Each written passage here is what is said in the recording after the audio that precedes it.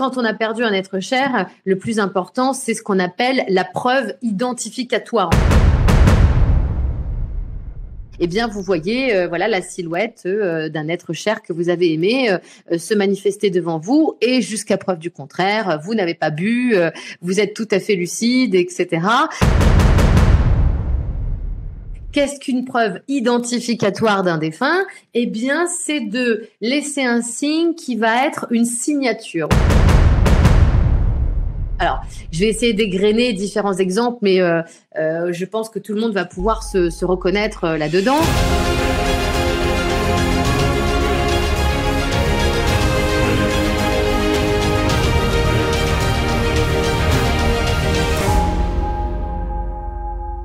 Bonsoir, bienvenue à tous. J'espère que vous allez bien, que vous avez passé une bonne journée. Merci d'être avec nous. Ce soir, vous êtes très nombreux à nous rejoindre. On voit avec Anne le compteur de vos présences s'affoler depuis tout à l'heure, donc on est ravis. Ravi de vous accueillir. Ce soir, vous avez vu certainement le thème de la conférence. On va ouvrir notre esprit à un peu plus de spiritualité, ça fait du bien. On va apprendre à développer notre relation avec l'invisible et aussi changer celle que l'on a avec la mort. On va se parler ce soir sans tabou, s'autoriser toutes les questions qu'on n'a peut-être jamais osé poser, et on a invité la personne idéale pour nous guider. C'est toi, Anne. Bonsoir, Anne. Coucou Leslie, on est des habitués du live. Absolument, c'est notre deuxième live ensemble. On est ravis de se retrouver, comme on est ravis de vous accueillir à vous tous. Alors Anne, si jamais il y en a qui ne te connaissent pas encore, je te présente. Tu es donc médium, tu es aussi conférencière. Tu as publié plusieurs ouvrages, notamment sur les signes de la vie, les signes du destin, les signes qui nous viennent aussi de l'au-delà. Et on va justement ce soir se concentrer sur cette thématique. Pourquoi et comment les défunts communiquent-ils avec nous? Anne, petite question d'entrée de jeu. Pourquoi c'est important qu'on aborde ce sujet? Qu'est-ce que ça va apporter à nos participants? Je crois que que ça soit lors d'un deuil, que ça soit dans notre vie du quotidien, d'abord c'est presque c'est passé comme une expression populaire en fait, voire même c'est un petit colibet, une blague qu'on se fait. Ah tiens, fais attention, c'est un signe. Voilà, il y a quelque chose de très populaire dans l'expression, mais on va voir qu'au fur et à mesure des siècles, des périodes, on est presque revenu en fait à ce qu'on appelle le langage sémiologique.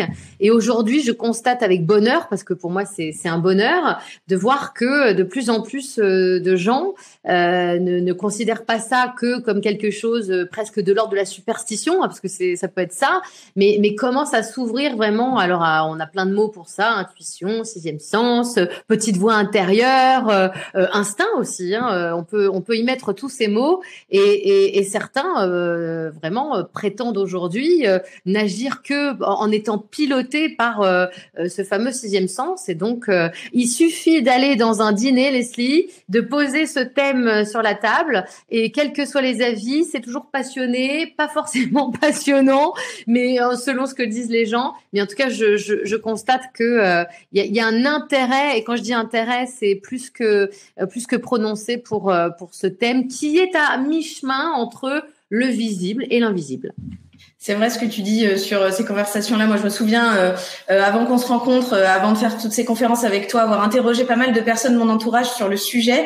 Et en fait, on se rend compte qu'on n'en a jamais parlé, que tout le monde a un truc à dire là-dessus, avec des questions tabous, des expériences barrées ou non, tabous ou non, et beaucoup de questionnements, de stress, de peur aussi. Et du coup, c'est pour ça qu'on a décidé de consacrer cette conférence de ce soir à ce thème. Merci à vous qui nous rejoignez ce soir en cours de route. Vous tombez bien, puisqu'on va justement vous présenter avec Anne le programme de ce soir. Donc, je vous le disais, on va se parler de comment et pourquoi nos défunts communiquent avec nous. On va expliquer bien comment se manifestent les défunts dans notre quotidien. Quelles sont les 3 grandes raisons pour lesquelles ils se manifestent à nous? Parce que c'est vrai qu'on se demande un peu pourquoi ça arrive. Comment justement interpréter les signes qu'ils nous envoient. Et enfin, restez bien avec nous jusqu'à la fin de la conférence, puisque nous allons faire une session de questions-réponses en direct avec Anne Tuffigo. C'est l'occasion de poser ces fameuses questions qui vous taraudent peut-être depuis longtemps. Vous les posez dans le chat. Vous avez un onglet Q&A, Questions and Answers, et donc vous les posez. Toute notre équipe les note, me les transmet, et Anne tentera de répondre à un maximum de vos questions à la fin de la conférence. En général, on en a beaucoup. Oui, ils ne vont pas chômer, je pense. Oui, voilà, c'est ça. Voilà pour le programme. Juste avant, je vous présente rapidement qui nous sommes chez Mentor Show, si c'est la première fois que vous assistez à une conférence avec nous. Donc, si vous ne connaissez pas, sur mentorshow.com, on vous propose plus de 50 masterclass qui sont données par les plus grands experts du moment. Une masterclass, c'est quoi? C'est un cours en 10 à 15 leçons qui font elles aussi entre 10 et 20 minutes. Donc, ça veut dire que c'est super facile à suivre dans votre quotidien. Clairement, c'est l'occasion en fait d'aborder des sujets tabous comme ce soir, comme la mort, comme aussi, voilà, si vous avez envie d'en savoir un peu plus sur la médiumnité, un peu envie d'élargir votre esprit, d'être un peu plus spirituel. Mais c'est aussi l'occasion, grâce à ces masterclass, de prendre clairement à bras le corps des traumas présents ou passés que vous avez envie de régler. Voilà, nous, clairement, notre leitmotiv, c'est de vous donner des clés pour gagner en confiance en vous, gérer vos émotions, surmonter aussi les épreuves que vous traversez. Et donc, clairement, en un clic, vous avez accès, vous les voyez, dans les petites vignettes, à la sagesse, l'expertise de Boris Cyrulnik, de Natacha Calestrémé, Marie-Estelle Dupont qui vient de nous rejoindre, masterclass sur les relations de couple, Marc Lévy, écrire son premier roman. Vous avez des masterclass de philo, de cuisine, de psy, de philosophie et même de nutrition avec Michel Simès que tout le monde connaît certainement ici. Vous avez aussi la célèbre Lise Bourbeau qu'on présente plus bien sûr, et bien d'autres. Voilà. Donc vous pouvez, si vous voulez en savoir plus, taper mentorshow.com dans votre navigateur ou suivre le lien dans le commentaire épinglé dans le chat. Encore une fois, si vous avez des questions, toute notre équipe est là pour vous répondre. Anne, à nous, on va démarrer cette conférence avec cette première question. Comment se manifestent les défunts dans notre quotidien? Avant de rentrer dans le vif du sujet, juste, on le sait, il y a des personnes peut-être qui nous regardent, qui aimeraient recevoir un signe d'un proche décédé et qui n'en ont jamais reçu. N'ayez crainte, on va aborder votre situation au long de cette conférence. Donc voilà, restez bien avec nous. C'est vraiment une question qu'on va aborder. On sait, ça revient très souvent dans vos témoignages. Certains reçoivent beaucoup de signes, d'autres pas du tout. Donc ne vous inquiétez pas, on va en parler avec Anne. Anne, clairement, quel signe peut-on s'attendre à recevoir d'un défunt? Sous quelle forme? Est-ce que tu aurais quelques exemples à nous donner? L'intérêt pour vous et pour vos défunts, au-delà de recevoir des signes, c'est de pouvoir frapper dans votre cœur et vous dire, voilà, en fait, que vous puissiez accéder à cette certitude absolue de mais oui, c'est lui, c'est sûr, parce que il est un fait que de percevoir des signes, on va dire de l'univers. Il y a une illustration, une imagerie qui est très forte ici-bas, les coccinelles, les arcs-en-ciel. Enfin voilà, il y a tout évidemment un cortège de signes universels. Mais quand on a perdu un être cher, le plus important, c'est ce qu'on appelle la preuve identificatoire en fait. Voilà. Et pour vous comme pour eux, le plus important, parce que vous l'avez demandé, bien évidemment, c'est de pouvoir identifier votre défunt. Et nos défunts, et je le dis toujours avec humour, mais avec aussi intérêt, parce que nous sommes des êtres donc qui évoluons en 3 dimensions, n'est-ce pas Leslie? Et nous sommes dotés de 5 sens. Et autant vous dire que nous sommes très très mal équipés, très très mal outillés, et que nos congénères, les animaux par exemple, ont 1000 fois plus pour certaines espèces de facultés sensorielles que nous n'en avons. Moi, je vous parle ce soir entre la presbytie, la stigmatie, la myopie. Au bout de 5 mètres, je vois plus une salle. En tout cas, c'est très compliqué. Mais je voulais dire ça parce que nous sommes très limités dans nos perceptions. Et c'est le premier outil, en fait, que nos défunts, nos disparus vont avoir comme, j'ai envie de dire, comme matériau pour pouvoir s'exprimer. J'utilise souvent ces images-là, mais c'est pour que vous vous rendiez compte quand même. La plupart des mammifères marins, si on pense aux orques, aux dauphins, voilà, à tous les cétacés, ils ont quand même un 6e sens. Et là, c'est pas celui auquel on pense dans l'intuition, qui leur permet en fait de détecter automatiquement autour d'eux, dans un périmètre plus ou moins grand, qui sont leurs congénères. C'est-à-dire de faire bien la distinction entre une tortue, un congénère, un requin, un danger. Vous êtes dans un ascenseur, vous êtes incapable de percevoir si c'est quelqu'un de positif ou de négatif pour vous. Donc on est très mal outillés. On a aussi les dauphins ont des sonars qui permettent aussi d'aller beaucoup plus loin dans leur perception.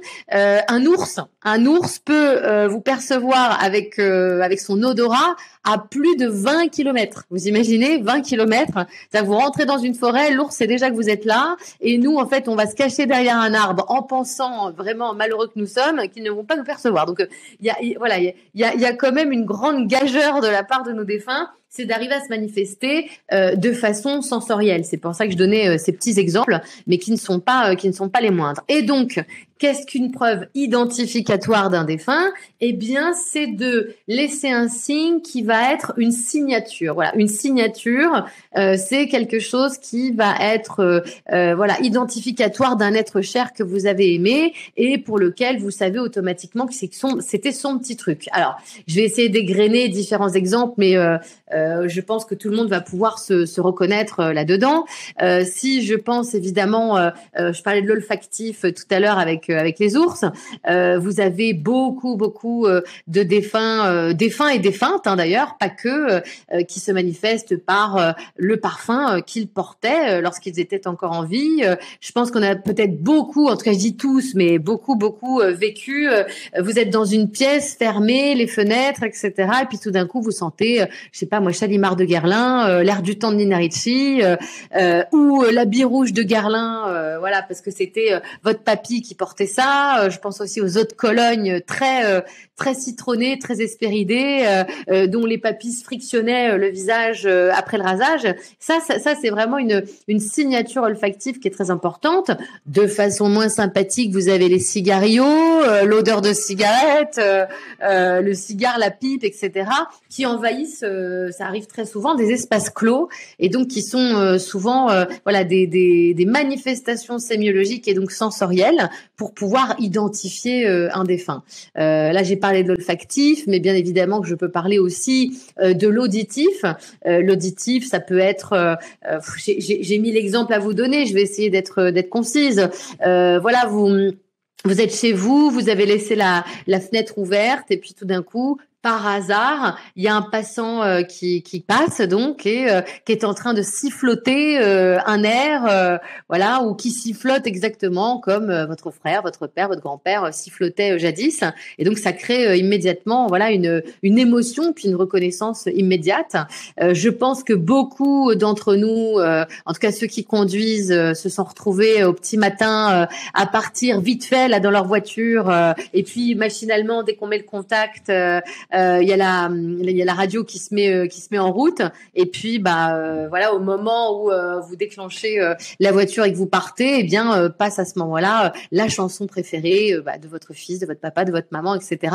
Donc ce sont tout autant ce qu'on appelle des signatures sensorielles pour que vous compreniez immédiatement que votre proche disparu a tenté de se manifester. Alors il y a aussi, et ça me fait toujours, moi ça me fait rire et mes consultants, ça leur met une frousse d'enfer. Peut-être que dans le chat ce soir, beaucoup ont vécu ça.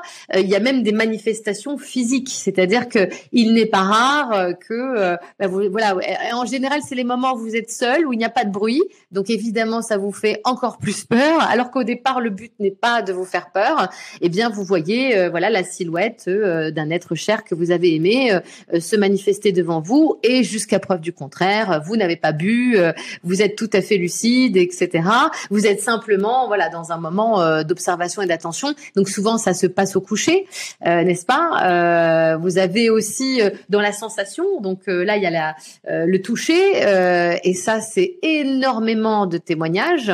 Les courants d'air froid en général, voilà. Alors qu'on est encore une fois dans une pièce ou chauffée ou climatisée, ou en tout cas à température constante, et tout d'un coup vous sentez voilà un frisson d'air frais ou chatouiller vos oreilles ou passer derrière vous, voire même il y a une espèce de pesanteur, voilà, il y a une espèce de pesanteur contre votre dos, vos épaules, et automatiquement vous sentez que il y a quelqu'un d'autre dans la pièce, et ce que je trouve triste, pardon Leslie, parce que sinon je peux être exhaustive pendant évidemment plein de temps. On boit tes paroles, je pense que. Mais oui, parce que c'est que nos défunts, parce il y a quelque chose de très contradictoire. On leur demande de mettre le paquet pour se manifester, bien évidemment, parce que il y a une volonté de certitude absolue, il y a une exigence. On se dit, tu m'as tant aimé, tu me manques énormément, allez, là, tu y vas. Ils y vont. Et qu'est-ce qui se passe à ce moment-là?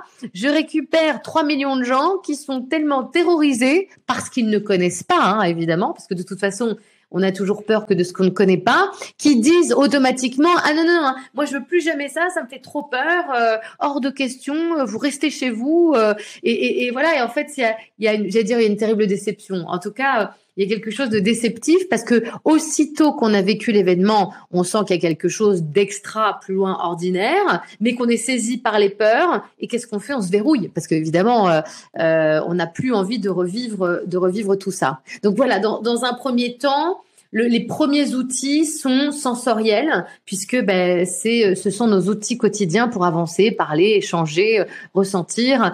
J'ai pas parlé du goût aussi, mais parfois on peut avoir dans la bouche un goût un peu ferrugineux, comme tous ceux qui prenaient des traitements contre le diabète, ou bien une odeur un goût un peu âcre du petit café qu'on prenait le matin avec sa mamie.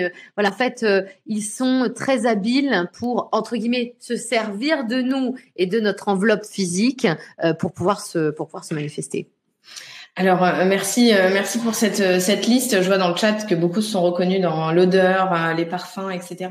Comment on fait? Parce qu'on sait que ce sont des périodes quand on vit un deuil, on vient de vivre un deuil, et même quelques années après, de périodes parfois de choc, de sidération, de gros traumas. Comment savoir si c'est pas notre esprit qui nous joue des tours? Quelle est la part selon toi d'interprétation et de réalité de la manifestation? Parce qu'on peut tous se poser la question. Mais non, j'ai rêvé, ou mais non, je me suis imaginé ça, ou non, en fait, cette lumière sur le mur, c'est une voiture qui est passée dans la nuit et ça s'est reflété, ou ce courant d'air, j'ai mal fermé une fenêtre. Enfin, tu vois, comment on arrive à distinguer finalement?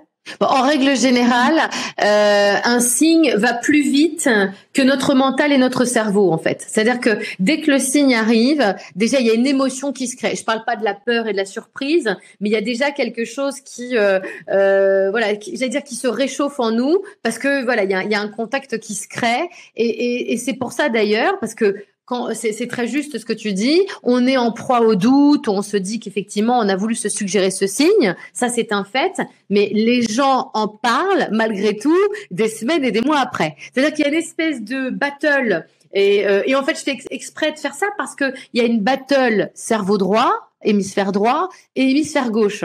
Parce qu'il faut savoir que notre cerveau est composé donc de 2 hémisphères. Le gauche, c'est tout ce qui va faire qu'on va relativiser, être cartésien, etc. Je me le suggère, mais non c'est faux. Et on trouve toutes les raisons logiques, et parfois elles le sont, pour et mettre de côté un signe. Et puis il y a la partie droite, intuitive, imagination, créativité, sentiment, émotionnalité, qui prend le dessus. Et voilà. Et en fait la battle, elle se fait parce que on dit que le chemin du cœur, c'est toujours celui qui va le plus vite par rapport à notre cerveau. Et donc, il y a quand même quelque chose il y a une émotion qui se crée automatiquement. Et après, vous regardez, c'est un millefeuille de débats contradictoires, de non, tu te fais des idées, non, c'est faux. Mais en général, et je m'adresse à tous ceux qui sont sur ce chat ce soir, si nombreux, souvent on n'a pas qu'un signe, hein. On en a souvent 2, voire 3, si tant est que justement on n'est pas refermé, en tout cas l'hémisphère droit, pour ne laisser place que à la peur et à la protection. Parce qu'à partir du moment où on a peur, on met des barricades et donc de la distance. Hélas, parce que c'est là la punition un peu qu'on s'inflige. On demande, mais on ferme évidemment toute la réceptivité possible à cause des peurs. Merci beaucoup Anne, c'est une bonne intro pour nous permettre de commencer à définir comment peuvent se manifester nos défunts. Mais je vois qu'on a affaire à de sacrés experts dans le chat. On a beaucoup d'exemples similaires. Merci en tout cas de nous faire confiance et de nous partager ces témoignages et vos questions les plus intimes avec nous. On les note, on les lit et comme je vous ai dit, continuez de les poser, d'interagir puisqu'on y répondra avec Anne un maximum à la fin de cette conférence.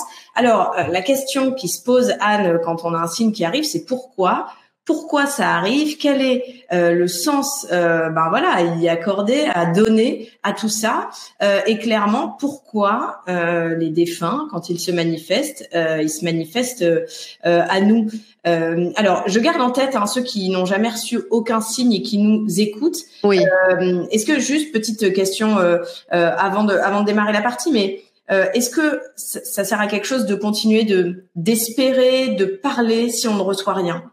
Évidemment, il n'y a personne qui soit mis de côté ou qui mérite plus ou moins un signe qu'un autre. Peut-être Leslie, on peut parler de pourquoi on les perçoit pas, parce que j'ai beaucoup trop, de consultants qui se sentent punis. Voilà, il y a toujours une notion d'estime, de mériter ou pas un signe, et c'est souvent en lien et relation avec le rapport que vous avez eu avec le défunt. Et je te remercie parce que je vais ouvrir cette parenthèse qui me tient à cœur. Il y a tellement de culpabilité qui demeure encore au moment de la perte d'un être cher, alors que parfois on a été jusqu'au bout, au chevet de quelqu'un, mais les gens se disent et viennent me dire, mais est-ce que j'ai tout fait en mon âme et conscience pour l'accompagner jusqu'au bout? Est-ce que j'étais assez présente? Oui, mais je devais aussi m'occuper de ma famille et mes enfants. J'ai pas pu être tout le temps à son chevet. Donc il y a une grande culpabilité. Il y a aussi une culpabilité par rapport à la distance. On n'a pas pu se dire au revoir. Voilà. Et ça arrive évidemment énormément pour des raisons pratiques, des raisons de conflit. On peut pas se dire au revoir parce qu'on était éloigné géographiquement. On peut pas se dire au revoir parce que quelqu'un est parti d'un AVC, d'un infarctus foudroyant, et donc la mort a été un accident de voiture et la mort a été instantanée. Ou bien on ne se dit pas au revoir parce que on était fâchés depuis des décennies et la vie nous a éloignés. Et ça, ce sont tout autant de raisons qui font que à partir du moment où l'être cher s'en va, on ne s'estime pas soi-même digne, et vraiment j'utilise ce mot-là, de recevoir un signe. Et c'est très dommage parce que on met une espèce de victoire au mérite par rapport à la sémiologie. Or, il n'en est rien. Et ça, c'est important de le dire. Petit 2, si je peux aussi continuer cette parenthèse, il y a aussi beaucoup vos croyances limitantes. Et quand je dis vos croyances limitantes, ce ne sont pas les vôtres. Ce sont souvent celles que vous avez héritées de votre lignée, évidemment de vos parents, de vos instructeurs, de vos éducateurs, de vos curés, de vos hommes de foi. Si vous avez été élevé toute votre vie, et ça a été mon cas, donc je suis évidemment un des meilleurs exemples pour le dire. J'ai été élevée toute ma vie dans cette notion de Dieu n'existe absolument pas. Quand on meurt, on est à la poussière, on retourne poussière, parce qu'on utilisait quand même dans ma Normandie natale quelques textes bibliques arrangés à des sauces qui pouvaient convenir.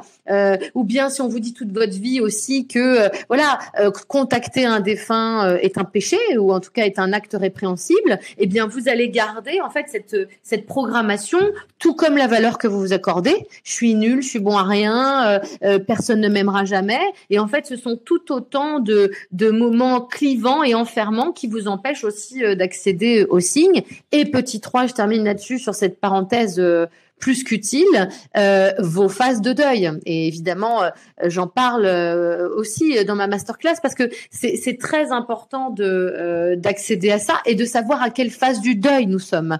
Pourquoi je parle de phase du deuil? D'abord, c'est pas moi qui en parle, hein. D'autres en ont parlé mieux que moi, comme Elisabeth Kubler-Ross.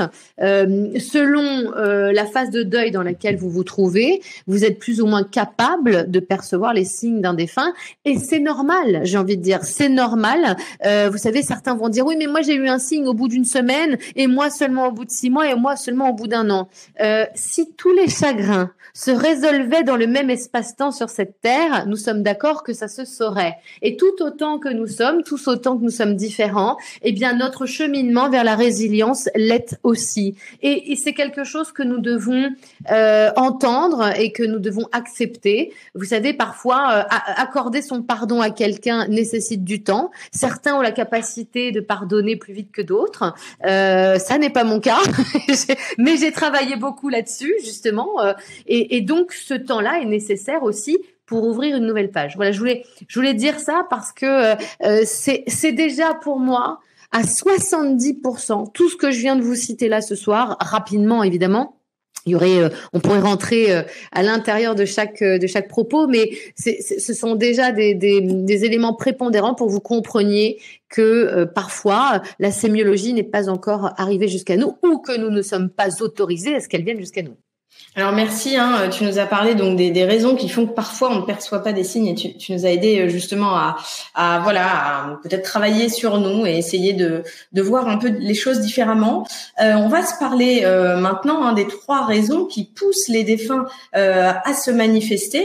C'est autre chose. Juste avant, tu as parlé de la masterclass que tu as créée chez nous. Donc je vais vous en parler dans un instant. Là, il y a cette conférence qu'on vous offre ce soir avec Anne, mais Anne a créé un contenu encore plus énorme, plus vaste, plus fourni sur le sujet, mais aussi sur le sujet des signes, dont je vais vous parler dans un instant. Donc, restez bien avec nous, comme ça, je vous donne tous les détails et vous pourrez aussi vous abonner et accéder à ce contenu exclusif qu'Anne a créé avec nous.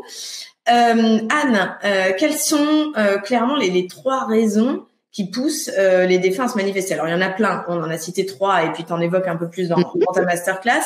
Mais pourquoi ça arrive? Qu'est-ce qu'ils nous veulent finalement? Oui, la première raison, bien évidemment, se manifester à nous pour témoigner d'un au-delà. C'est-à-dire expliquer que, j'allais dire, ils sont arrivés à bon port, hein, voilà, parce que il y a ce besoin de témoigner de je vais bien, je suis là. Alors, selon les cas de figure différents que j'ai évoqués tout à l'heure, parfois c'est plus que nécessaire parce que si on perd quelqu'un d'un accident de voiture, d'un infarctus foudroyant, etc.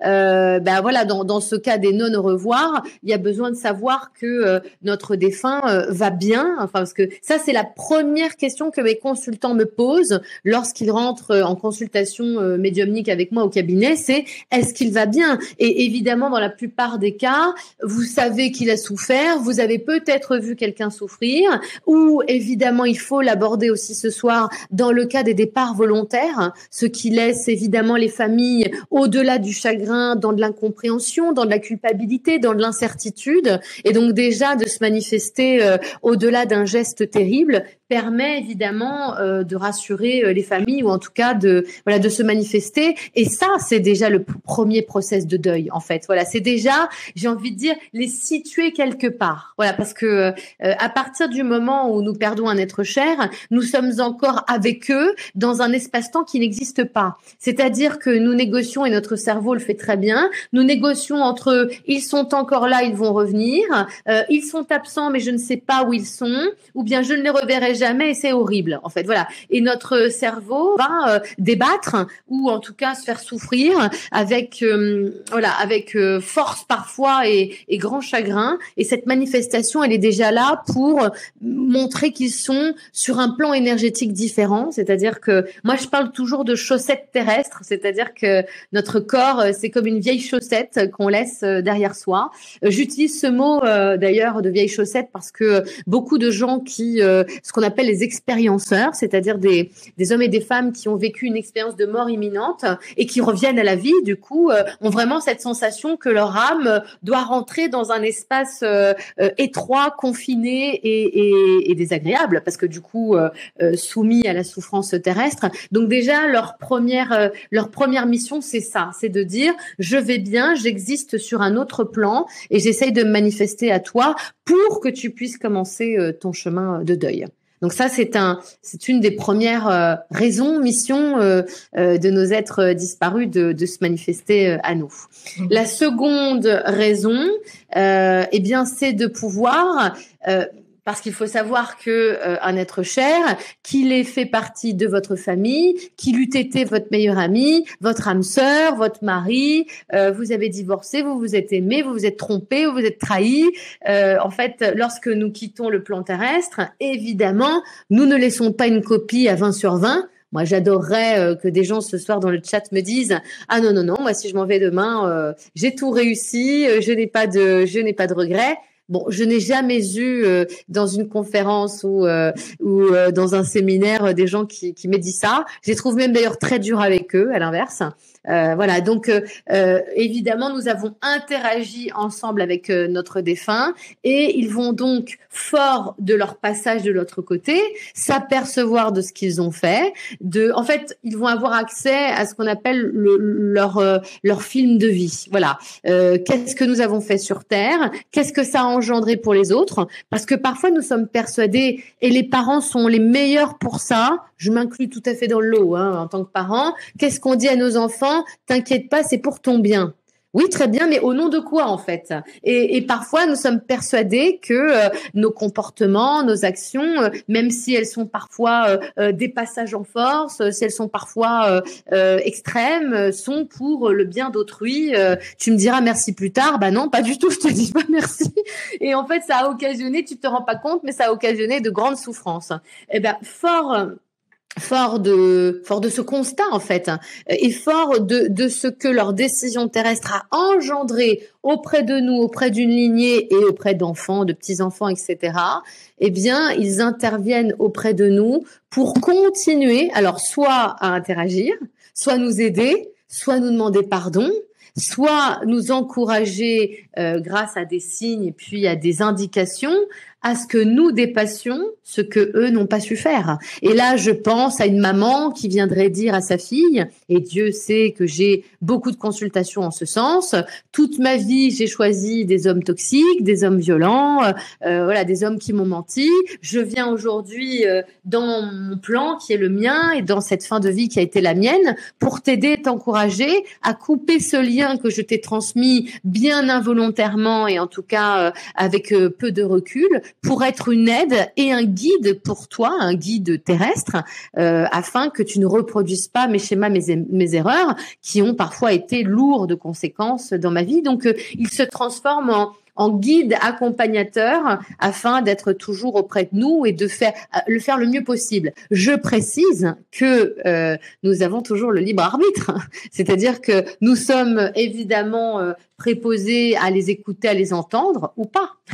Et parfois, c'est pas aussi manichéen que ça, c'est pas le bien et le mal, c'est que parfois nous sommes entraînés dans nos schémas de récurrence et de répétition et que nous sommes un peu sous l'emprise de certaines habitudes ou certaines récurrences et que nous n'arrivons pas à sortir de ça. Mais en tout cas, ils deviennent des alliés précieux et je voudrais dire à tous ceux qui m'écoutent ce soir que même un ennemi, je mets bien les guillemets qui s'imposent, un père qui vous a fait du mal, une mère qui a été autoritaire et abusive peut-être, un meilleur ami qui vous a trahi, quelqu'un qui a mis fin à ses jours sans vous le dire, en tout cas sans vous donner des alertes pour que vous puissiez faire quelque chose, va très certainement devenir une aide salvatrice pour vous.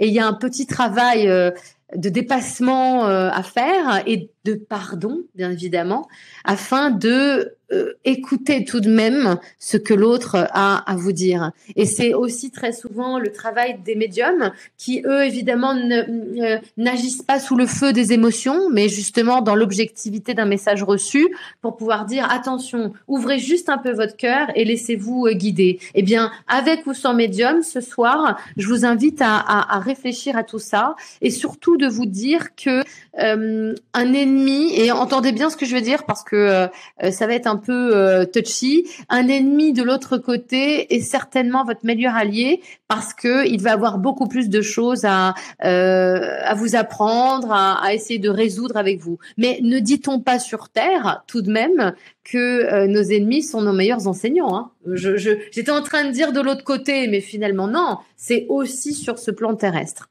Et petit 3, parce que je n'ai pas oublié dans mon corpus voilà de propos que le troisième point, et c'est pour moi pas le moindre, recréons ensemble une nouvelle relation. Parce que de notre vivant, nous avons eu une relation de mère à fille, de père à fils, de meilleur ami à ami, d'épouse à mari, de fils à enfant, de fils à parent. Le contact qui va s'établir de l'autre côté sera un rapport d'âme à âme. Et ce que je trouve extraordinaire, c'est que nos défunts vont se manifester forts de tout ce travail qu'ils auront fait sur eux, et donc forts de cette distance, pas seulement terrestre, hein, cette distance sur leurs actions, cette distance sur leurs choix, j'insiste encore. Et je suis toujours ravie de pouvoir accompagner des gens qui, au fur et à mesure que les signes se manifestent, commencent à avoir un rapport plus spirituel aussi avec leurs proches décédés, un rapport plus intime, plus intense et plus direct. Voilà. Et ça aussi, c'est peut-être redécouvrir l'autre. Lorsque nous sommes sur Terre, nous découvrons l'autre uniquement sous le prisme du rôle qu'il joue pour nous et que nous jouons pour lui. On est bien d'accord. Ce qui est formidable, et ça a été mon cas, c'est de ne pas pouvoir que découvrir ma maman telle qu'elle était de son vivant, avec ses chagrins, ses peines et ses choix terribles.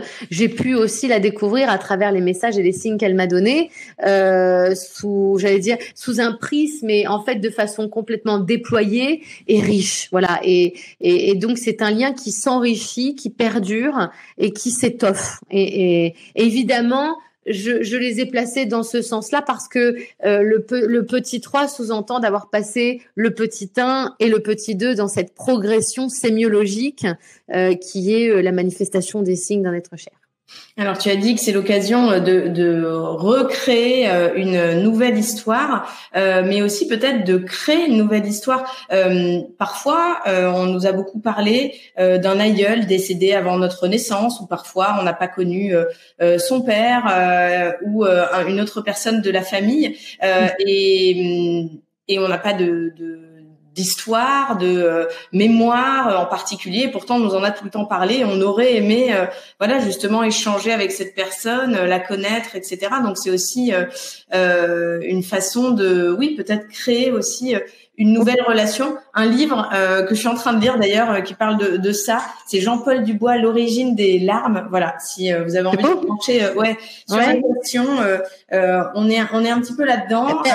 Et dites-vous que si vous vous ressentez, parce que ça c'est aussi des questions qu'on me pose souvent, comme tu le dis très bien, je n'ai pas connu ma grand-mère maternelle, mon arrière-grand-mère, mon aïeul, etc.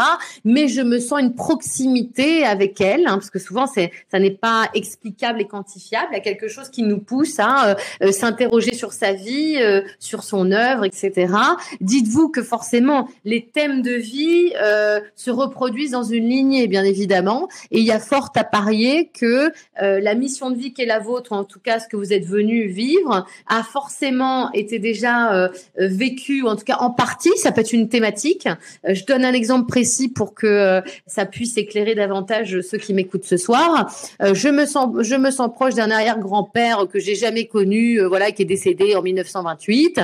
Moi, je sais pas pourquoi, mais j'aimerais avoir des signes de lui. Et en fait, on constate et puis on se renseigne aussi avec la famille. Hein, il reste parfois encore quelques quelques témoins oculaires ou quelques articles dans la presse ou bref, plein de choses. Et en fait, on s'aperçoit qu'on est soi-même commerçant et qu'on a vécu des spoliations, des banqueroutes, des trahisons, et qu'en fait, souvent 150, 100 ans auparavant, eh bien, on a cet aïeul qui lui aussi a été confronté peut-être à un commerce, à une spoliation, à des usurpations, voilà, ou des abus de confiance. Et donc, c'est une façon de se dire, mais en fait, voilà, je te passe le flambeau parce que moi, j'en ai été victime, et donc, essaye de dépasser ce que moi, je n'ai pas su dépasser. Et donc, il sera forcément, en tant que défunt, le meilleur préposé à vous aider, puisque ça a été sa thématique de vie à lui aussi. Voilà pourquoi souvent il y a des fils invisibles qui sous-tendent, qui sous-tendent les rapports qu'on a les uns avec les autres. La plupart du temps, notre baromètre, c'est l'amour, n'est-ce pas? On veut évidemment rentrer davantage en contact avec un défunt parce qu'on l'a aimé, ce qui est la meilleure des raisons qui soit. Mais parfois, c'est un peu restrictif parce que quelqu'un qu'on a moins bien connu ou sur lequel on s'est moins intéressé à son histoire, tout simplement parce qu'on n'a pas été en lien dans cette vie-là, peut être beaucoup plus fort de message et à même expert pour nous répondre. Et donc, c'est pour ça que, évidemment, dans un premier temps, on demande à papy, à mamie, etc. Mais n'hésitez pas à élargir le champ parce que parfois, d'autres ont beaucoup à nous apprendre de nous-mêmes. Absolument, et c'est encore une fois un travail sur soi et sur les générations qui nous ont précédés et les liens intéressants. Alors, il y a beaucoup de questions sur le sens, justement, de ces manifestations, le sens de tous ces signes qu'on reçoit de nos défunts. Et donc, ça nous amène clairement à cette troisième partie. Comment interpréter les signes qu'il nous envoie, parce que c'est vrai, Anne, une fois le signe reçu, la manifestation faite, le frisson, la sensation, etc. On a aperçu son père, on a aperçu sa mère, sa grand-mère, on a senti la présence, il y a un signe fréquent. Quel sens donner, quelle interprétation et qu'est-ce qu'on en fait? Est-ce qu'on le prend comme une manifestation isolée? Est-ce qu'on y accorde beaucoup plus d'importance que cela? Une question vraiment que tout le monde se pose. Alors, j'ai évoqué tout à l'heure l'aspect sensoriel du signe, qui est évidemment la première strate, si je puis dire, de manifestation identificatoire. Je parle d'un signe signature. C'est pratiquement une connexion pour se dire ah bah oui, c'est bien elle. Ah bah tiens, on est ça m'est arrivé plein de fois dans ma vie. Tiens, on est rue Marie-Christine, qui était le prénom de ma maman, etc. Tiens, elle est avec moi. Elle est elle est dans cette sphère avec moi et elle est auprès de moi. Ça, c'est déjà, j'ai envie de dire, ce sont les prémices de l'ouverture sémiologique, parce que l'être humain est toujours plus gourmand que ce qu'il n'est capable de manger, n'est-ce pas? Et il veut déjà avoir des réponses, alors que c'est comme si on demandait à une apparition religieuse de venir alors qu'on doute encore de sa foi, en fait. Voilà, c'est ça. J'essaie de trouver la meilleure image à vous donner. Donc, dans un premier temps, un signe n'a d'autre sens que d'être une bouffée d'amour. Je trouve que c'est quand même déjà super sympathique et que ça va ouvrir nos consciences et notre perception à autre chose. C'est-à-dire que si tout d'un coup nous doutions d'un après, vous imaginez que avoir un signe d'un défunt et envisager que rien ne s'arrête va nous donner une perspective de vie tout à fait différente. Ah, je ne suis pas dans la finitude et donc tout ce que je fais ici bas et maintenant a une résonance puisqu'il y a une continuité. Donc déjà, ça vient bouleverser notre perception limité dans l'espace et dans le temps. Et donc ça, c'est déjà chez nous, ça va, vous allez voir, les gens vont vivre tout à fait différemment parce que ils vont se rendre compte que chaque action, c'est pas et puis tant pis. Je sais plus, il y a plein d'expressions comme ça que je peux plus supporter. On n'a qu'une vie, mourir de ça ou d'autre chose. Enfin voilà, il y a des espèces de phrases un peu clivantes pour sortir pour justifier tout ce qu'on fait. Bah là, tout d'un coup, on peut plus dire ça parce qu'on se dit que non seulement nos proches continuent d'exister avec nous et à travers nous, et que déjà il y a autre chose qui s'ouvre. Donc ça, c'est déjà la première strate. La seconde, et c'est pour ça que là les êtres humains que nous sommes deviennent participatifs. Quand vous avez compris qu'un être cher est là, il est à vous ensuite d'y donner du sens, c'est-à-dire qu'est-ce que vous avez envie de lui demander? Comment peut-il vous aider? Et il vous dirait exactement la même chose. Ça équivaudrait à aller dans un temple, une synagogue, une église, de se mettre à genoux là sur l'autel et de dire Dieu aide-moi. Voilà, parce que c'est ça en fait. À un moment donné, quand on est dans des turpitudes terribles, on dit s'il te plaît aide-moi. Que vous répondrait Dieu? Parce que pour le coup, s'il pouvait le faire à haute et intelligible voix, il le dirait. Il dirait mais que veux-tu? Comment je t'aide? Dis-moi. C'est quoi ton vœu? Ça peut être aussi Aladdin, les trois vœux de la lampe, parce que les contes et mythologies racontent cela, c'est-à-dire cette intervention du merveilleux, de l'extraordinaire dans nos vies. Eh bien, le génie de la lampe dit qu'est-ce que tu veux? Tu dois dire 3 voies, 3 choix. Et 3 vœux, ce que nous faisons, eh bien, c'est à vous ensuite, parce que ce lien est créé, de demander exactement ce dont vous avez besoin pour que votre défunt puisse devenir un allié pour vous et vous aider. Mais, virgule, force est de constater que, 2 points, les gens ne savent pas ce qu'ils veulent. Voilà, c'est ça. C'est-à-dire que ça nous force à une introspection personnelle, j'allais dire intrinsèque et essentielle, de qu'est-ce que je veux vraiment. Trouve-moi le travail qu'il me faut. Mais qu'est-ce que c'est le travail qu'il te faut? Voilà. Et donc, nos défunts, les pauvres, dans nos inexactitudes de questions que nous leur posons, vont tenter tout de même d'orienter les signes en fonction de ce que nous vivons.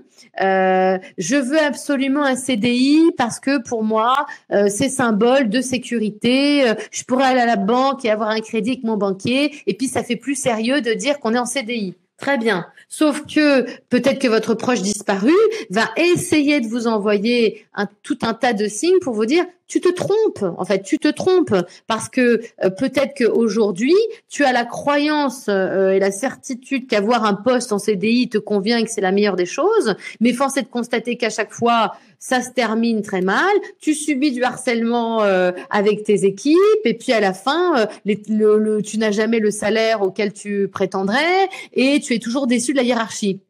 Ça n'est pas de la malchance. Ce sont des signes récurrents qui nous montrent que nous faisons fausse route. Et donc, la véritable question, c'est est-ce que finalement, être indépendant n'est pas quelque chose qui me correspondrait mieux parce que ça va me permettre de libérer ma créativité, etc.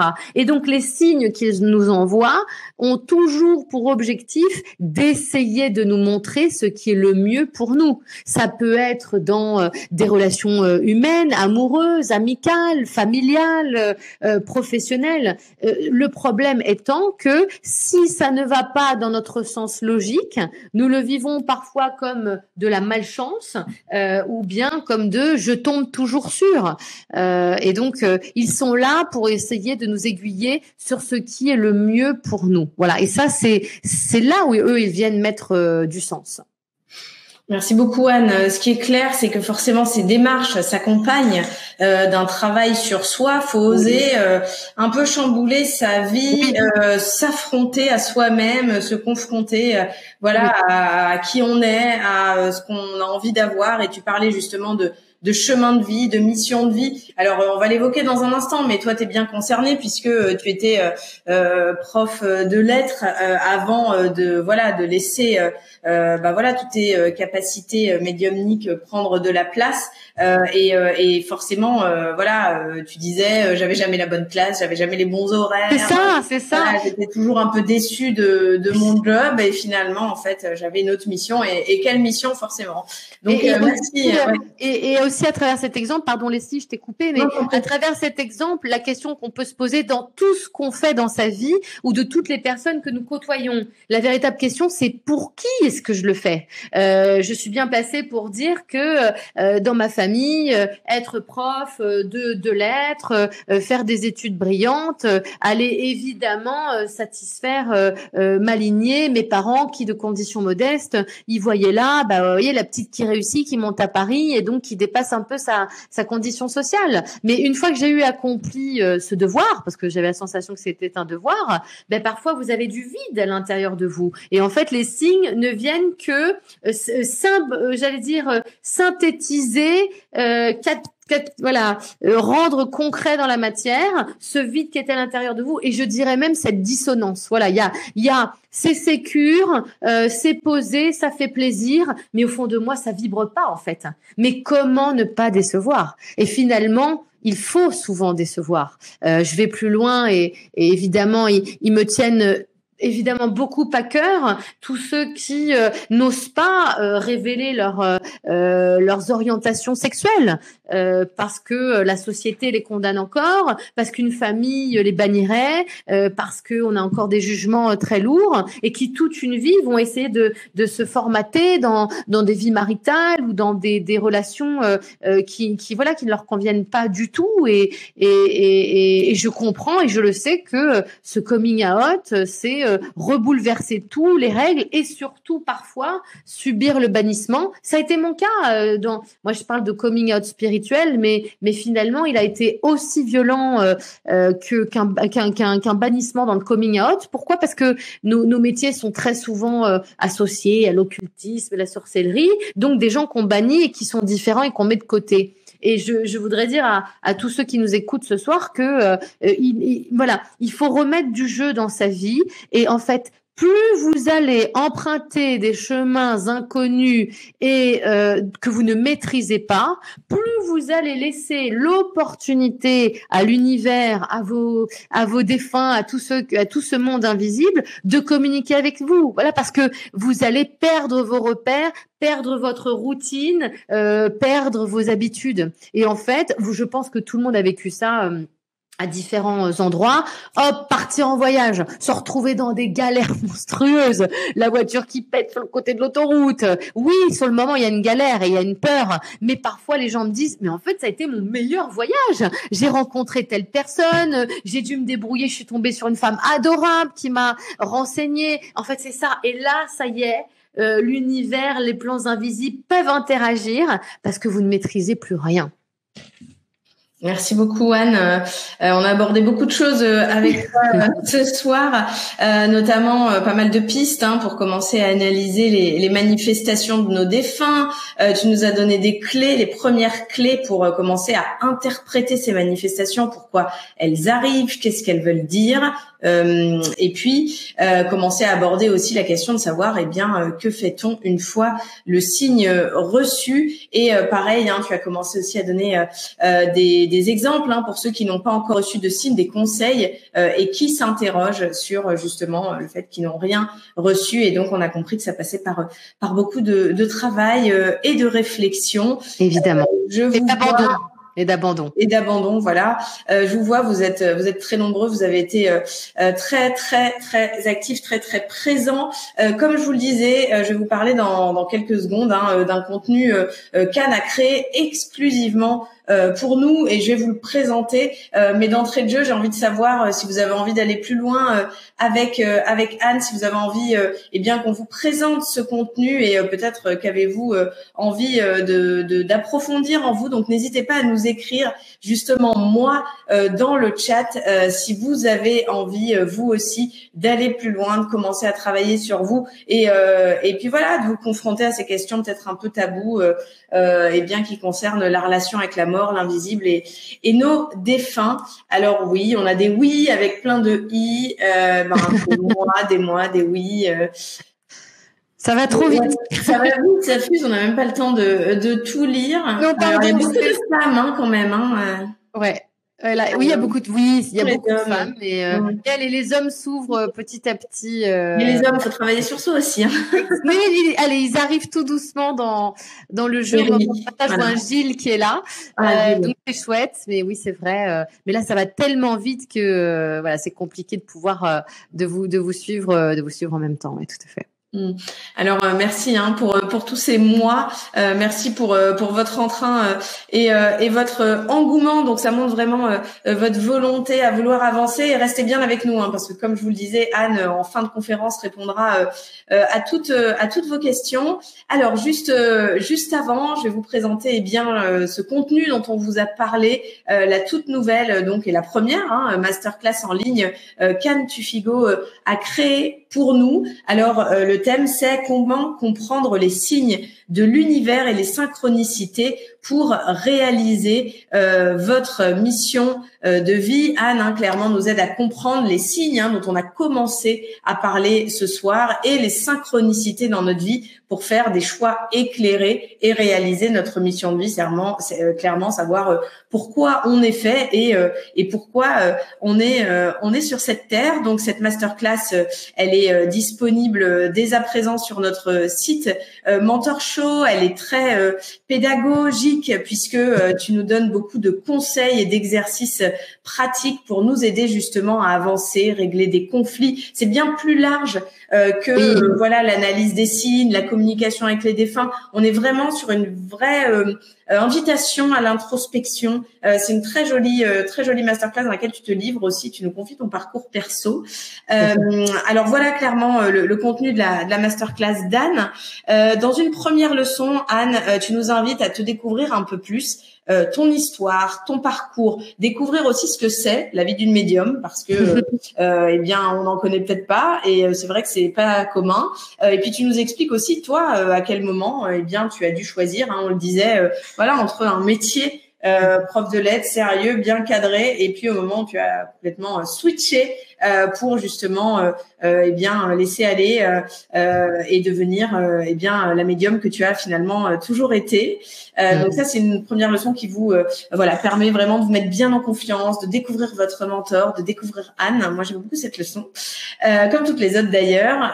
Leçon 2, la lecture sémiologique, la lecture des signes, un art ancestral sacré puis dénigré. C'est clairement une invitation à se plonger dans l'analyse de ces signes sans en avoir peur, tout en développant notre spiritualité. Donc là, on va bien plus loin dans voilà comment analyser ces signes, quels sont-ils, et Anne nous donne vraiment toutes les clés. Leçon 3, pourquoi avons-nous tant de mal à percevoir les signes de nos défunts? Je vous l'ai dit, ceux qui ont du mal justement à ressentir une présence, à percevoir des signes qui n'en ont jamais reçu et qui en attendent peut-être depuis des années, voire des décennies, eh bien cette leçon est pour vous aussi, et vous verrez que c'est commun et Anne vous guide pas à pas. Leçon 4, comment nos défunts communiquent avec nous. On va bien entendu plus loin que la conférence puisque c'est quand même un vaste sujet, on peut pas tout évoquer en une demi-heure. Là clairement Anne, tu nous donnes un guide pour distinguer les signes, pour apprendre à communiquer, savoir les interpréter. Leçon 5, changer notre relation avec la mort et l'invisible. Donc là, on vous a détaillé pendant la conférence les 3 raisons qui font que nos défunts souhaitent nous contacter. La réparation, l'information, manifester leur présence. Mais là, tu rentres vraiment dans le détail. Et il y a clairement, si jamais ce soir, on n'a pas le temps de répondre à votre question, vous allez trouver les réponses dans ces leçons dont je vous parle. Leçon 6, les outils concrets pour développer son intuition. Ça, c'est hyper important parce que souvent, on a tous une intuition et on se dit, qu'est-ce que je fais? Je la suis, un rêve prémonitoire, un sentiment, un feeling, une rencontre fortuite, etc., etc. Et là, clairement, il y a pas mal d'exercices pratiques. C'est ça qui est bien. Et du coup, on peut vraiment se retrousser les manches et se mettre à bosser sur tout ça. Leçon 7. Suivre les signes pour trouver sa mission de vie, clairement, qui n'a jamais rêvé de trouver son exacte place et de faire exactement ce pourquoi il ou elle est fait. Ça, c'est vraiment une question qui nous taraude et qui nous anime au quotidien. Beaucoup, alors peut-être tu l'as constaté, mais beaucoup après le Covid, où clairement on a tous un peu été mis à l'arrêt et on s'est posé ces questions-là. Donc voilà, c'est une leçon aussi qui vous met sur la voie de la prise de décision et de la meilleure qui soit pour vous. Anne, petite question. C'est un format qui est inédit pour toi. Toi, tu écris des livres, tu fais des conférences. Alors, je tiens à vous préciser que c'est vraiment un format, voilà, qu'Anne a créé. Vraiment. Elle a beaucoup travaillé. C'est un format qui a mobilisé donc Anne, son esprit et toutes ses compétences, mais aussi derrière toute l'équipe de Mentor Show. On est plus de 40. Absolument. Aujourd'hui, avec un tournage qu'on a fait sur 2 jours, avec vraiment beaucoup de boulot, beaucoup de moyens. Vous le voyez, la masterclass est vraiment magnifique avec de très belles images, beaucoup de contenu. Dis-nous en quoi, Anne, ce format peut donner justement ce coup de pouce à nos spectateurs et en quoi c'est différent de tout ce que tu as déjà fabriqué. Déjà, il a fait se rencontrer mes différents métiers. Donc, je trouve que c'est déjà très chouette puisque une masterclass, par définition, elle est pédagogique, elle est didactique. En fait, j'ai des élèves fictifs devant moi, virtuels. Et en fait, je me suis adressée à eux comme s'ils étaient en face de moi et que je voulais vraiment voilà, leur apprendre et en tout cas témoigner, faire une passation de ce savoir. Je ne voulais pas, évidemment, il y a des thèmes qui sont communs à mon livre, mais j'ai vraiment ciselé cette masterclass pour donner des outils pratico-pratiques et puis j'allais dire dans ce langage oral dans lequel on peut dire parfois davantage de choses avec moins de mots. Et puis moi j'adore transmettre, donc c'est encore différent d'une conférence. D'abord parce que c'est plus structuré et puis ça me permettait d'aller plus loin et comme tu l'as dit Leslie, de pouvoir aussi donner des exercices pratiques à tous ceux qui nous écoutent et aussi parce que j'ai dit oui pour cette belle association avec Mentor Show, pour le sérieux qui est le vôtre et celui de toute l'équipe et qui m'a offert vraiment un écrin qualitatif et surtout aussi de grande liberté d'expression parce que c'est aussi très important pour une auteure ou en tout cas quelqu'un qui officie de pouvoir dire exactement ce qu'elle veut et je tiens à le préciser parce que tous les espaces ne sont pas toujours aussi libres et donc j'ai pris beaucoup de plaisir à le faire. Et d'ailleurs parce que je ne sais pas si ce soir dans ce chat certains ont pris la masterclass, mais je voulais remercier infiniment tout le monde pour les superbes retours que les gens m'ont fait et ça m'a touché énormément. Voilà, le travail a été transmis et entendu et ça pour moi c'est très important. Voilà. Alors justement, je vais vous présenter, je vais vous expliquer comment vous pouvez faire pour rejoindre vous aussi la masterclass d'Anne qui est clairement un grand succès sur notre site et vous allez pouvoir vous aussi découvrir ce contenu assez exceptionnel, je dois le dire, une porte d'entrée pour les défunts. Merci beaucoup, dit Dominique. C'est Dominique. Féminin masculin. Oui. C'est une très belle expression que de dire que c'est une porte d'entrée de nos défunts, tout simplement parce que j'aime à le rappeler, nous passons quand même 25 à 27 ans de notre vie à dormir, donc c'est quand même un espace évidemment privilégié, d'abord parce que nous sommes libérés de toute contrainte logique, physique, etc. Et donc effectivement et puis le sommeil c'est l'antichambre de l'au-delà, hein, quand même. C'est un espace où nous sommes là sans être complètement là. Et effectivement, les premiers témoignages en ce qui concerne les manifestations des défunts ou de rêves prémonitoires, en effet, se situent très souvent dans nos rêves. Encore une fois, je ne veux pas généraliser parce que je sais qu'il y a des gens qui vont dire mais moi je ne rêve jamais. Évidemment là, ça prendrait trop de temps à expliquer pourquoi certains défunts ne peuvent pas venir dans nos rêves, mais tout dépend bien évidemment de la qualité de votre sommeil, la qualité de votre santé, la qualité de votre hygiène de vie. Et ça, je peux vous assurer que c'est 80% de la résolution de la venue d'un défunt dans nos rêves, parce que si nous n'avons pas réglé notre aspect physiologique, somatique, psychologique et métaphysique, eh bien les rêves sont avant toute chose évidemment ont une fonction. Et tout d'abord une fonction de réparation et de défouloir émotionnel. Et si vous êtes encore une fois trop dans vos émotions, eh bien les défunts ont moins accès à cette très jolie porte entre eux et nous. Merci Anne. Alors il y a une question de Laure. Sous quel support se présente la masterclass ? En fait, la masterclass, c'est donc les leçons que je vous ai présentées. Il y en a 8. C'est sous forme de leçons vidéo qui font entre 10 et 15 minutes que vous pouvez visionner clairement sur tous vos supports numériques. Voilà. 10 et 15 minutes chacune. Hein, chacune, bien sûr. Oui, sinon Anne, t'aurais pas beaucoup bossé.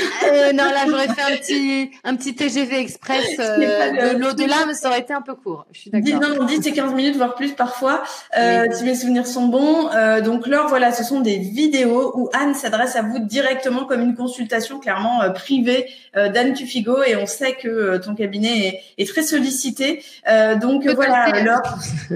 Comment ? Oui, je disais, c'est peu de le dire. C'est effectivement, c'est. Mais justement, ça permet. D'abord, en consultation, on ne se dit pas tout ça, et du coup, ça permet aussi de se préparer le cas échéant, ou à titre personnel à mieux recevoir les signes, ou à voilà comprendre aussi pourquoi c'est pas le moment d'une consultation. Ça permet aussi de comprendre tout ça.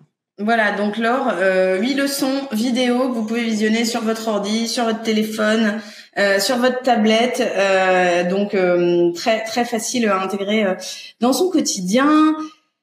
Anne, on a une question de Catherine. Est-ce qu'on peut communiquer avec des personnes décédées depuis très longtemps, 30 à 40 ans par exemple? Oui, bien sûr. Le temps ne fait rien à l'affaire. C'est évidemment davantage le lien qui nous unissait à ces personnes. D'ailleurs, je profite de la question de Catherine parce que ça m'arrive souvent. Ça m'est arrivé lors de l'expérience médiumnique que j'ai fait au Grand Rex, quand même, devant 2800 personnes avec huissier de justice. Ouais. Alors là, pour le coup, le lâcher prise, on était bien dedans. C'était une jeune femme qui voulait rentrer en contact avec sa grand-mère décédée. Bon, là, on était que sur 20 ans, mais c'est quand même déjà une grande temporalité. Et en fait, cette dame avait bien évidemment des choses à lui dire, mais quand nous avons besoin d'un contact avec un grand-père ou une grand-mère, nous, dans nos yeux de petits-enfants ou arrière-petits-enfants que nous sommes, eh ben, nous les voyons comme la mamie gâteau, c'est-à-dire que nous ne les avons connus que dans une période spécifique de seniors, on est d'accord, voilà, dans une vie de retraite. Mais les défunts, ils viennent expliquer toutes les choses qu'ils ont vécues de leur vivant, et parfois on se heurte, je me heurte en tant que médium, mais il a eu 2 habitations, ou à un moment donné, il a changé de région, et les gens n'ont pas toujours les informations pour corroborer ça, en fait. Donc, attention quand vous voulez aller contacter quelqu'un, voilà, qui est parti depuis très longtemps, il vous manque souvent tout un tas d'éléments, et parfois les plus intéressants, bien évidemment. C'est un fait que d'aimer sa mamie qui nous donnait des gâteaux à 4 heures. C'est un autre fait de savoir, pardonnez-moi pour ce que je vais dire, qu'elle a subi un abus, qu'elle a dû avorter, qu'elle a été, elle a subi des violences dans sa vie. Et en fait, nos défunts viennent donner tout le prisme de ce qu'ils ont été. Voilà. Merci Anne. Alors je vois dans le chat. Marie-Pierre, c'est pile ce qu'il me faut. Eh bien, Marie-Pierre, on vous encourage vraiment à vous abonner. Vous posez toutes vos questions dans le chat. Vous suivez le lien qui est dans offre. Ça vaut pour tout le monde. Et puis, il y a des fans de ta masterclass, les Annette. C'est pas mal, ça. Masterclass d'Anne Tufigo est top. Comme bien d'autres. Christelle, je confirme. Masterclass très intéressante. Merci beaucoup pour vos témoignages. C'est aussi grâce à vous, surtout grâce à vous qu'on existe et qu'on peut vous proposer des contenus comme celui-ci. Donc, merci à vous de vous être déjà abonnés et puis merci à tous ceux qui nous rejoindront. On a une question de Liliane. Pourquoi ma maman s'est-elle beaucoup manifestée tant que mon père était en vie et dès qu'il est décédé, je n'ai plus de signes?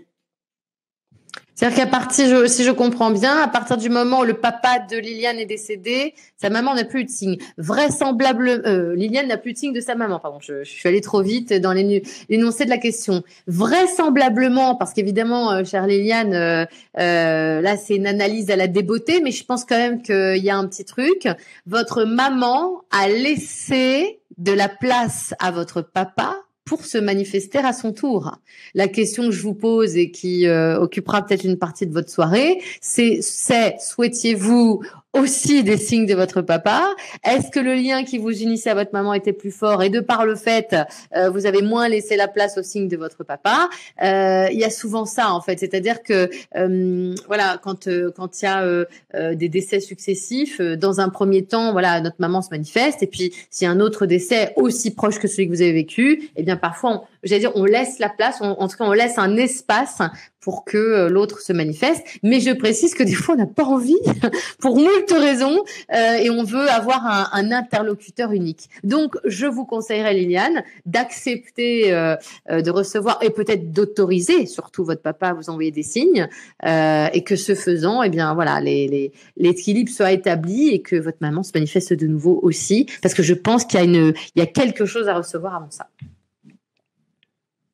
On a pas mal de questions sur les heures miroirs, sur est-ce que cette masterclass peut aider les personnes qui ne reçoivent pas de signes. Oui, je voulais évoquer dans le détail des leçons Bien sûr, cette masterclass s'adresse aussi à vous. Il y a vraiment énormément de réponses sur les heures miroirs et voilà sur pourquoi parfois il est difficile de communiquer avec les défunts. Donc, je vous laisse vraiment vous abonner à la masterclass d'Anne parce que vous aurez vraiment toutes les réponses que vous souhaitez sur ces questions. Et là, vous pourrez vraiment les entendre bien en longueur et pas sur une quarantaine de secondes. Et oui, c'est ça. J'essaie de condenser pour être efficace. Et il y a tellement de questions aussi vastes qu'il y a de sujets que, en tout cas, j'ai essayé de thématiser et puis de répondre aux essentiels pour que vous ayez des clés, en effet, pour avancer. Tout à fait. Alors, il y a tout de même une question qu'on évoque dans la masterclass, mais je pense qu'elle va parler à beaucoup d'entre nous.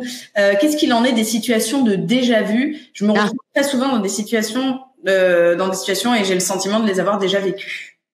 Alors, il y a un grand sujet, pareil, je vais essayer d'être concise dans ma réponse par rapport aux impressions de déjà-vu. Donc, il y a les scientifiques se sont évidemment penchés sur la question, Jean Bartholomé le premier. Alors, les scientifiques disent voilà que ça serait un accident entre notre cerveau et notre zone limbique, en fait, puisque nos souvenirs seraient rangés, en fait, selon que ce sont des souvenirs courts et des souvenirs longs, voilà, et qu'en fait, il y aurait un mauvais routage entre souvenirs longs, souvenirs lointains et souvenirs courts. Sauf que, vous le savez très bien, une impression de déjà-vu pour toutes celles et ceux qui en ont vécu une, elle est animée du son, de l'image, du moment. Enfin voilà, en fait, tous nos sens sont en éveil et ils se sont confrontés à une réalité percutante. Les sourds et muets, les aveugles ont aussi des impressions de déjà-vu immédiates. Donc on a un problème en fait pour ranger ce phénomène. L'impression de déjà-vu, si je devais le résumer, ça serait un petit coup de stabilo dans votre vie. C'est-à-dire qu'en fait, tout d'un coup, vous voyez, on fait un focus en disant « Ah, mais j'ai déjà vécu. Ah, mais cette scène est intéressante. » Eh bien, je vous invite à la décortiquer, comprendre qu'est-ce que vous avez vécu à ce moment-là.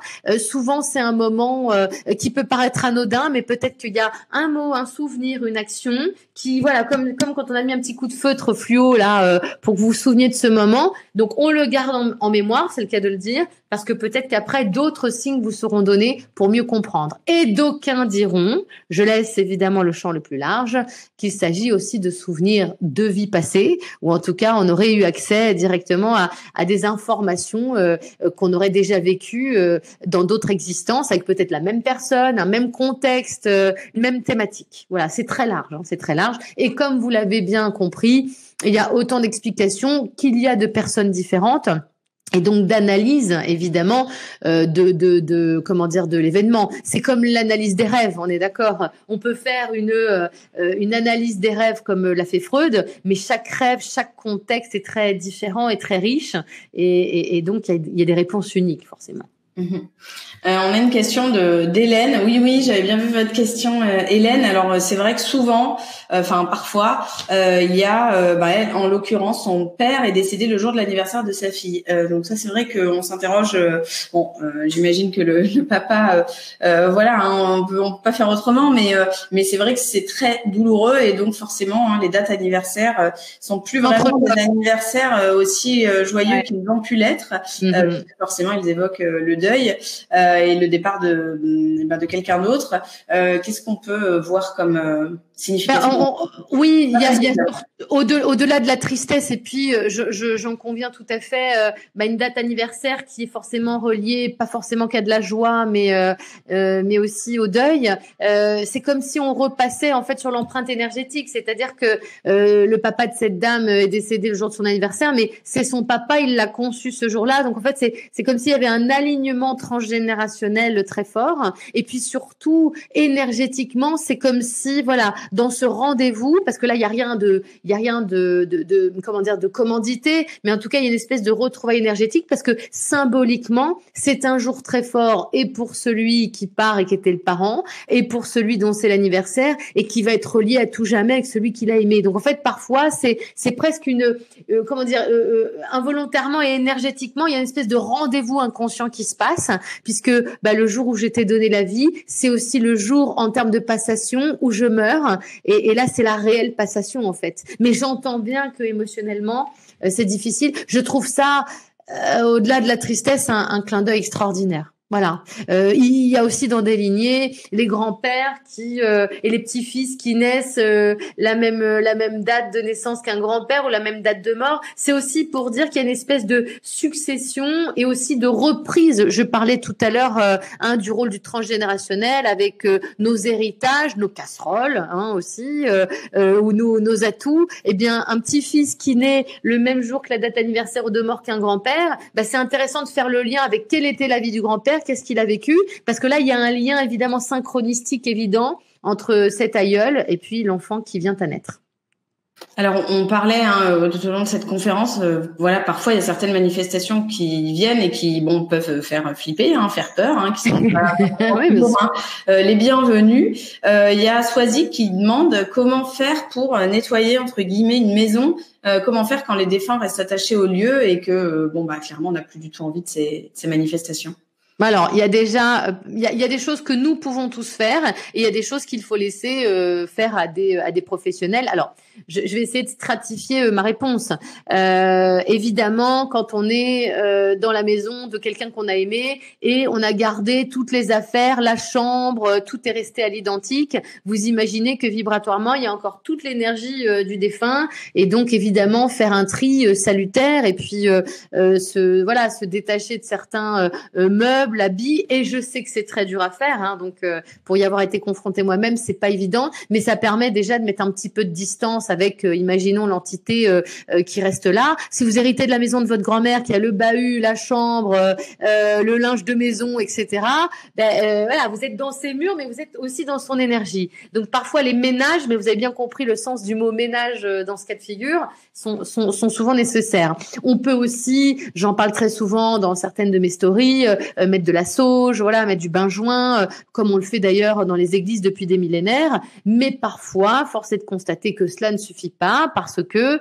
n'oubliez jamais cette phrase, nous ne sommes pas les propriétaires de notre maison, nous en sommes que les locataires parce que d'autres avant nous y ont habité, d'autres histoires y ont eu lieu et parfois l'égrégore, c'est l'énergie qui reste liée à l'histoire des anciens, prédomine. Et là, vous avez des nettoyeurs de lieux, ça peut être aussi en géobiologie s'il s'agit de l'énergie du sol, ça peut être des nettoyeurs de lieux pour aller inviter ces petites âmes à retrouver la lumière. Ça, c'est pas à la portée de tous et du coup, même si les prières que l'on fait sont parfois importantes, il faut aussi parfois faire appel à des professionnels. Et je termine par répondre à cette question qui est une question à tiroir parce que toutes les questions, évidemment, sont très grandes dans leur réponse. Il y a malheureusement des lieux parce que n'oubliez jamais qu'un lieu, avant d'avoir un toit et des murs repose sur un sol et un sol très très très ancien bien évidemment et que parfois il y a des lieux qui sont tellement chargés en histoire. On a quand même parlé du Day juste la semaine dernière et moi je suis née sur les plages du débarquement. Vous aurez beau faire tout ce que vous voudrez, l'énergie de ce Day et de tous ces soldats qui sont morts à peine échoués sur les plages normandes reste à tout jamais parce que l'égrégore qui s'y est formé est énorme. Et en plus, nous revenons prier, remettre de l'énergie pour se remémorer le lieu. Donc voilà, c'est... Pardon, je peux faire à chaque fois 10 minutes de réponse, mais j'essaye d'être concise. Il y a une question, il y a plusieurs questions sur les parents dont les enfants sont partis volontairement, se sont suicidés. Il y a beaucoup de personnes sur le suicide. Alors je vais répondre. Enfin, je vais te poser deux questions. Céline, comment aider mon fils à rejoindre la lumière départ volontaire, donc décédé en juin de l'année dernière. Et Marjorie, est-ce que les personnes qui se sont suicidées peuvent se manifester? Alors chaque cas est différent, bien entendu. Bien sûr. N'hésitez pas à consulter, bien sûr, professionnels, psychologues, psychothérapeutes, etc. Évidemment. Toi, Anne, comment tu peux répondre à ces questions-là? Parce que parfois, on le sait, on a besoin d'attaches plus spirituelles pour justement essayer du mieux qu'on peut d'avancer, quoi. Absolument. C'est aussi un travail médiumnique, parce que je rencontre beaucoup de parents endeuillés et c'est un point de cheminement aussi. Je voudrais rassurer cette maman, dont je n'ai pas entendu le nom. Ah voilà, c'est pas parce qu'on met fin à ces jours qu'on est forcément dans les tourments et dans la punition et dans l'inconfort. La vie que menaient ces jeunes, parfois pour X raisons, justifiées, pas justifiées, objectives, pas objectives, dans un débordement émotionnel, dans des épreuves vécues, n'en font pas d'eux des âmes en errance. Déjà, je voudrais vraiment insister là-dessus. Et là, je pointe un peu du doigt les textes religieux. Je parle pas des religions, je parle des textes religieux, ce qui est quand même un peu différent évidemment au fur et à mesure et qui condamne voilà ce geste du départ volontaire et je m'offusque toujours de lire que on les condamne à errer dans les limbes. Enfin voilà, il y a comme ça toute une littérature bien triste qui ne correspond pas du tout à une réalité. La première chose pour aider évidemment un enfant qui est parti, c'est de travailler soi-même sur sa culpabilité, parce que tout parent qui est confronté évidemment au départ volontaire d'un enfant sera le premier à se remettre en question. Et toutes les mamans disent qu'est-ce que je n'ai pas vu, qu'est-ce que je n'ai pas fait, qu'est-ce que j'aurais dû faire. Et en fait, il y a un lien de culpabilité qui est énorme et qui les muselle. Voilà. Donc déjà de faire ce travail de libération et puis de continuer ce chemin d'amour envers cet enfant. Je pense que c'est vraiment très important. Et je le redis ce soir, comme beaucoup de défunts dans les départs volontaires me disent, ils n'avaient plus assez d'énergie. Voilà, ils n'avaient plus assez d'énergie. Ils étaient, vous savez, parfois on fait des choses, on réalise des tâches dans notre quotidien, puis on a l'impression que bon je vais faire ça, puis après je vais faire ça, et en fait on se perd énergétiquement dans certaines choses pour lesquelles on pensait que ça allait nous mobiliser moins que ça, et l'épuisement commence de là en fait, l'épuisement physique, l'épuisement psychologique, l'épuisement spirituel aussi. Parfois on ne trouve plus de sens et on se laisse embarquer dans le mot burn-out au travail décrit bien cet état de fait.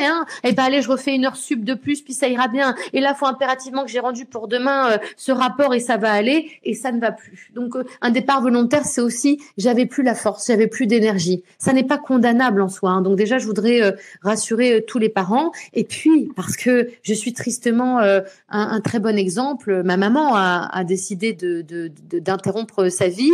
J'ai reçu des signes d'elle, comme vous le savez, et comme j'ai aimé en témoigner, de façon très rapide après son départ. Certes, il m'a fallu un peu plus de temps pour établir avec elle un véritable dialogue médiumnique, mais nous n'en étions pas là, elle et moi, nous étions simplement dans la reconnexion. Mais je peux vous dire que elle a eu besoin très tôt de me dire que elle était là, elle était passée de l'autre côté, et que tout autant qu'elle pourrait se manifester, elle le ferait. Donc je voulais vraiment rassurer ça, parce qu'aujourd'hui il y a encore une croyance, il y a encore quelque chose de très fort qui, comme tu le disais tout à l'heure, Leslie, la mort est un sujet tabou, mais le suicide l'est tout autant. Et je pense qu'il est temps de lever le voile là-dessus, parce que en plus, nous sommes dans une époque remplie de turbulences, où nos jeunes sont les premiers concernés par le suicide, et parce que les harcèlements émotionnellement, c'est très dur. Donc la médiumnité, en tout cas cette démarche spirituelle, ça peut être aussi une reconnexion nécessaire pour déculpabiliser. Merci beaucoup Anne, merci d'avoir consacré tout ce temps aux questions de nos participants. Comme je vous l'avais dit, on pouvait pas répondre à toutes les questions qui ont été très très nombreuses, mais de toutes celles que j'ai lues, il y a quasiment toutes les réponses dans la masterclass d'Anne, dont je vous rappelle le thème: comment comprendre les signes de l'univers et les synchronicités pour réaliser votre mission de vie masterclass, à laquelle vous pouvez vous abonner en cliquant dans l'onglet offre ou en posant vos questions dans le chat. Donc n'hésitez vraiment pas à rejoindre cette masterclass et à poser toutes vos questions dans le chat. Anne, avant de se quitter, est-ce que tu as un dernier mot à adresser à nos participants qui, pour beaucoup, sont dans le questionnement, le tourment, le deuil présent ou passé, mais qui est toujours vivace, douloureux. Qu'est-ce que tu pourrais conseiller à nos participants? C'est quelque chose que je recommande très souvent, parce que je vous invite à avoir un nouvel art de vivre, parce que réclamer la spiritualité sans être spirituel, c'est comme faire un régime en mangeant du chocolat, ça colle pas vraiment. Et surtout par rapport à toutes ces questions qui sont les vôtres et à ces douleurs qui sont les vôtres. Je vous encourage dans ces journées où on court, et je suis la première à courir, à marcher, à être remplie de projets, mais je peux vous assurer qu'il n'y a pas une journée, quelle qu'elle soit, malgré mon épuisement, ça peut être 2 minutes, 3, 5 minutes, ça peut être le matin quand vous vous réveillez, ça peut être le soir quand vous allez vous coucher. Je vous réinvite à la prière. Et quand je parle du mot prière, je le désacralise, c'est-à-dire que je parle de la prière comme une connexion à soi-même, à ceux et celles que vous avez aimés. Vous pouvez aussi, de façon plus large, vous adresser au cosmos, à l'univers, à Dieu, au grand tout, vous l'appelez exactement comme vous voulez. Mais vous n'imaginez pas à quel point il est important dans ce recueillement envers vous-même. Ça peut être débriefer de votre journée, ça peut être vous confier à un être cher, ça peut être lui soumettre aussi les questions impérieuses que vous vous posez. En tout cas, la régularité fait l'efficacité. Voilà. Il n'est pas intéressant d'aller prier 1 heure par semaine à l'église à 11 heures le dimanche. Par contre, prier 2 à 3 minutes par jour tout au long de l'année, je peux vous assurer que vous allez inclure en vous un rituel sacré, et surtout tout à l'heure, on parlait de portes ouvertes pour accéder aux plans invisibles. La prière, c'est exactement ça. C'est gratuit, c'est intime. Certains le font à voix haute, d'autres dans l'intimité de leur lit, la tête posée sur l'oreiller. Mais je peux vous assurer qu'il y a une réponse à chaque fois à ceux et celles qui sauront se connecter avec leur cœur envers toutes celles et ceux qu'ils ont aimés, parce que ça veut dire que vous recommencerez votre journée différemment, vous la recommencerez forts et forte de l'intention que vous aurez posée. Et ça change tout. Je peux vous assurer que ça change tout. Merci beaucoup Anne pour ce joli message. Merci encore pour ta présence ce soir. C'était un plaisir pour nous tous et pour moi aussi. On te souhaite une très belle soirée, de très beaux projets et bien sûr on est toujours en lien avec cette classe que tu crées pour nous. Voilà, je vais vous diffuser tout de suite, donc restez avec nous la bande-annonce de la masterclass et en bonus une leçon de cette masterclass. Anne, c'est le moment de te quitter, de te dire au revoir. On aurait bien parlé toute la soirée avec toi, mais on a tous aussi des abonnements à acheter. Oui, des masterclass à visionner, des repas à préparer, des vies qui reprennent, mais par contre toujours quelque part dans son cœur ou dans sa tête un espace libre pour tout. Voilà. Absolument. Merci beaucoup Anne. Je te souhaite merci à tous. Merci d'être si nombreux. Voilà, merci d'avoir été si nombreux. Merci à tous, d'avoir été si nombreux, d'être restés avec nous malgré l'heure avancée. Je vous passe tout de suite la bande-annonce et la leçon. Merci beaucoup Anne et à très très vite. Passe une très belle soirée. Bye bye. Toi aussi.